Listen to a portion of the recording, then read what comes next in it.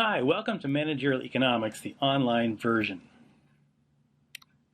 In these set of slides, I want to do an introduction to the course, but also a little bit of triage. So, two things.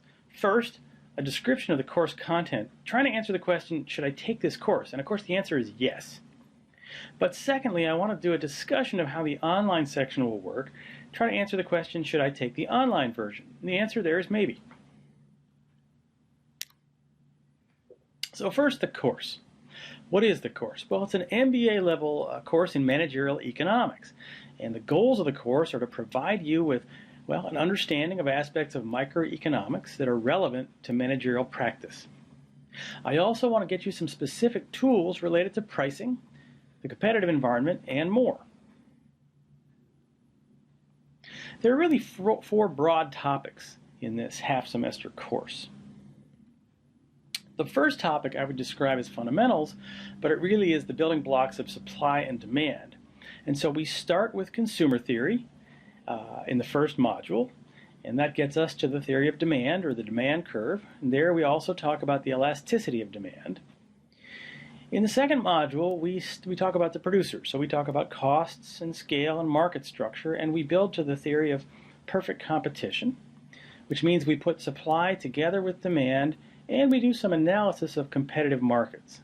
Now, I realize that all these words don't necessarily mean much to you yet, but I want to give you some kind of overview. So when we get to things, it'll seem like you had some foreshadowing.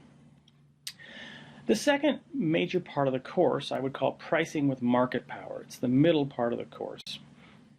So we'll talk about what happens when a firm faces a downward sloping demand curve, which could be either because it's literally a monopolist or just because it has some market power. We'll talk about sophisticated pricing strategies in addition to setting a profit maximizing single price. We'll talk about various kinds of price discrimination. We'll talk about two-part tariffs. We'll talk about bundling. Third chunk of the course discusses market structures with small numbers of firms. And so the general heading there is oligopoly, but also the topic of strategic interaction among firms becomes important. So first of all, there are these intermediate market structures, somewhere between perfect competition on the one hand and monopoly on the other. There are structures like monopolistic competition, as well as the dominant firm model. Then we'll get into what are explicitly game theoretic models of oligopoly interaction. We'll talk about a model of interaction among small numbers of firms that are producing homogeneous or identical products. We'll also talk about models of interaction where firms produce differentiated but related products, like Coke versus Pepsi, something like that. We'll also do some explicit discussion of game theory, in particular non-cooperative game theory. The fourth module, or the fourth, I should say, section of the course gets us into a few different topics. One is risk, uncertainty, and insurance. Another is externalities and their internalization in markets. And then we'll also talk about some other sources of market failure, public goods, and asymmetric information. So this is a rich set of topics that we're going to cover in 7 weeks. It should be fun. Now, what's my philosophy? This is a theory course, but I think these are abstract ideas with practical uses. So although the theories are abstractions, I'll tie everything to real-world examples. We'll have real-world examples in every session of the course, every section that we discuss. Now I'd like to talk a little bit about the online version of the course and what's specific to it.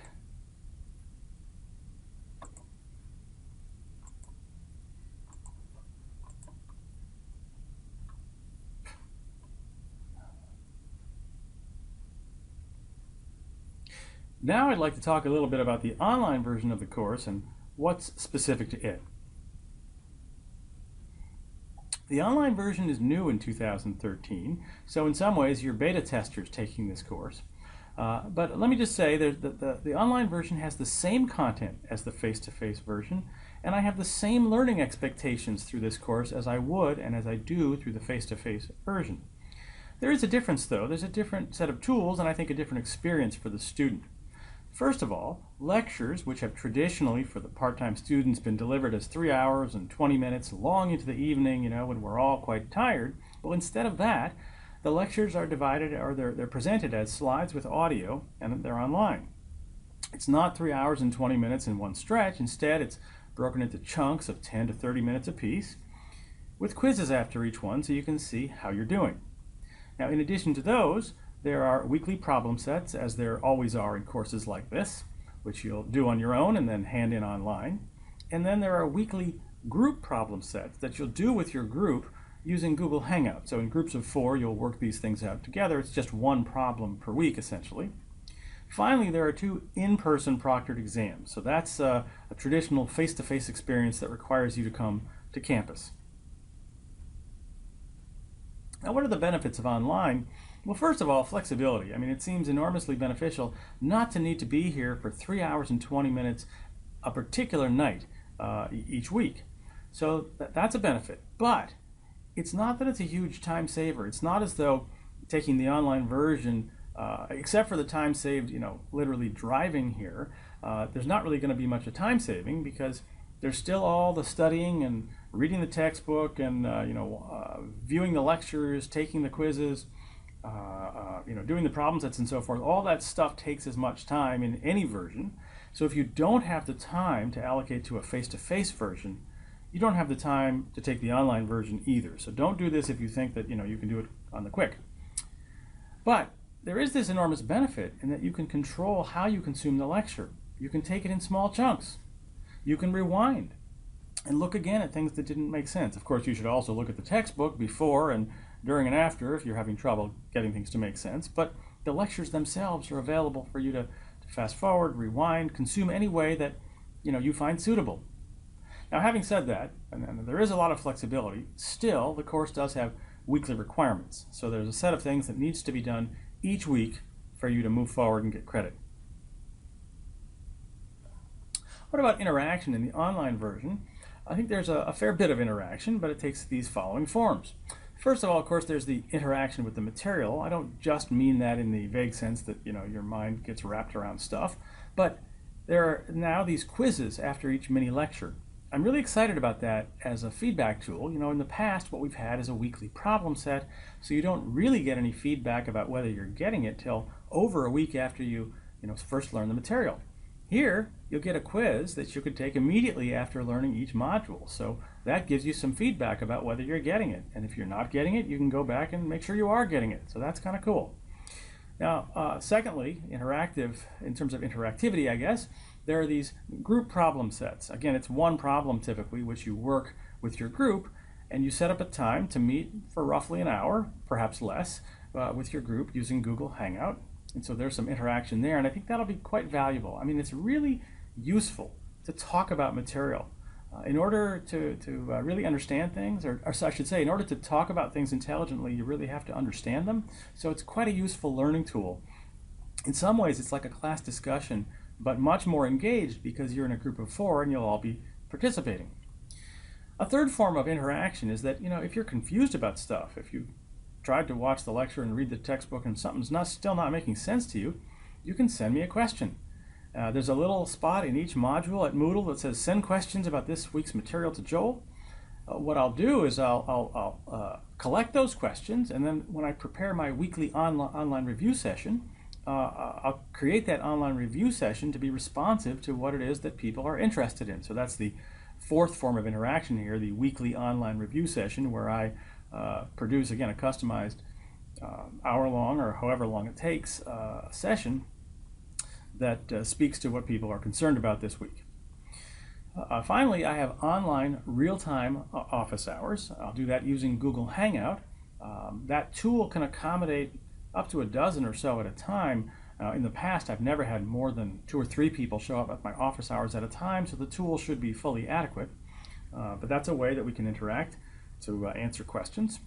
I should also mention, it's not on the slide, but if you have a question that's specific to you that requires a personal interaction, we can set up a time to have a Google Hangout or a virtual office hour meeting, just the 2 of us. Now, should I take the online version? Well, there are a few questions you have to ask yourself. I mean, at one level, there are just some technical requirements. You need a broadband connection or this just won't work. Most people have one, but you've got to have one for this to work. You need a Gmail account. Now, of course, if you're a U of M student, you have one, but you need to activate it and use it. And in particular, in order for Google Hangout to work, you need that Gmail account. Maybe a deeper question is to ask, what kind of student are you? A little bit of tech savvy will help here, although it's not, enormously complicated. Most people who are my age or younger can handle the technological issues associated with using Google Hangouts, associated with handing things in online and so forth. But if you're super tech phobic, you probably shouldn't do an online course. Maybe even more importantly, though, you have to ask, what kind of learner are you? Are you reflective? Are you able to absorb from the materials? So, a lot of this material is kind of hard. And so that means you might need to grapple with the textbook and the lectures and go back and forth a little bit. Not that I'm not willing to help, of course I am, but I think, the first line of offense or defense or whatever metaphor you like is the material itself, and you need to be able to work with textbooks and lectures and try to absorb from them. If you feel that you can, then that's a good sign. If you have questions about whether you should be in this version versus a face-to-face version, send me an email. There's that email address right there. Now, another question is, what would it be like to spend a semester with me online? What is this course? This course really has, at least the lectures have me talking about economics a lot. So I thought I'd share with you a few videos of me talking about economics so you can see what that's like. One is a debate on capitalism that I participated in at the Walker Art Center in Minneapolis not too long ago. Another is a discussion of the economics of gift giving. It's a topic I've done some research on at the Royal Society for the Arts in London not too long ago. These are available at these links, so check it out if you're interested in seeing what it's like to spend a semester with me, hearing me talk about economics. Well, that's it.